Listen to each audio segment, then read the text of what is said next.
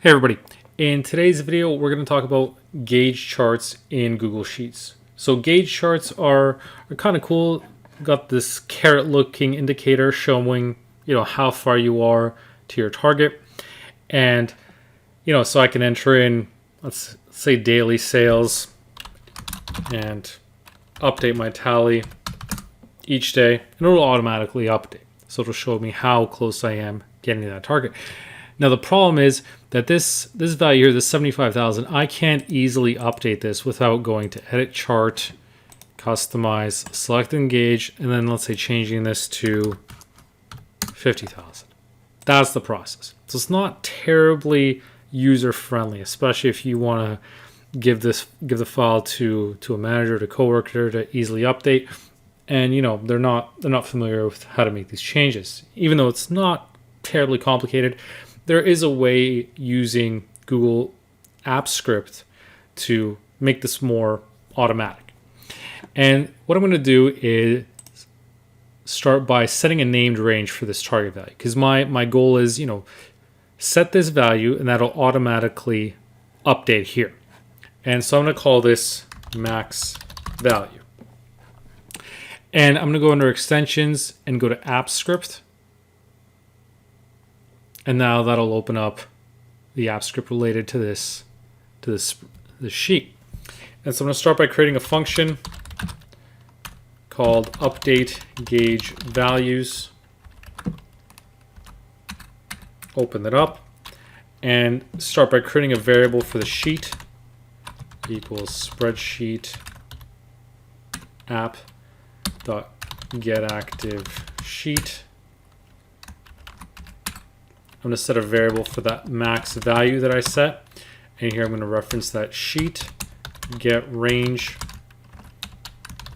max value. So that's that named range that I set and get that value. Now I'm going to create a variable for all the charts, or for the chart that I want to update, I should say. So sheet.get charts. And I'll put 0 because it's a 0-based array, so it's going to grab that first chart, the only chart that I have in there, and I'm going to say chart is equal to chart.modify, and I'm going to set option, and so I'm setting the max option equal to my max value variable right here. And then what I also need to do is build it, and then select sheet, update chart, select that chart variable there. So I'm going to save this, and the only thing else I need to do is create a trigger. Select this alarm clock here. There's a button here to add trigger, and choose which function to run. I'm just going to set the update gauge values, choose which deployment this should run. Only have the one option here. From event source, so you can make it time driven from a calendar. I'm just going to select the spreadsheet itself and select the event type. So that when you open the file, you edit it, or there's a change, or there's a form submission. So I'm going to select on change. I'm going to hit save. And now what I'm going to do is go back into my chart here. And so right now nothing's happened yet because I haven't made a change. But now I'm going to change this target to, let's say, 12,000. Hit enter. And there you go. It's automatically updated this value to 12,000. I can change this to 20,000. And there we go. Now it's automatically updated. If you've got multiple charts, like let's say I wanted to copy this, let's just do a straight copy and paste here.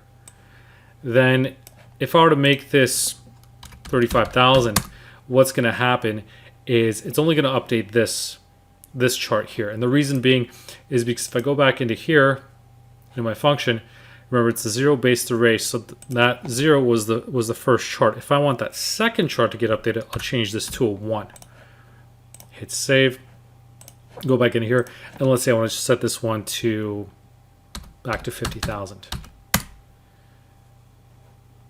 And now you'll notice now this gauge has updated and not this one. So you could potentially have multiple variables set up for different charts. It's not all going to be linked to that one script. So you can specify whether you want the first chart being a 0, or you want the second chart, which will be indicated by a 1, or is it however many you have on here.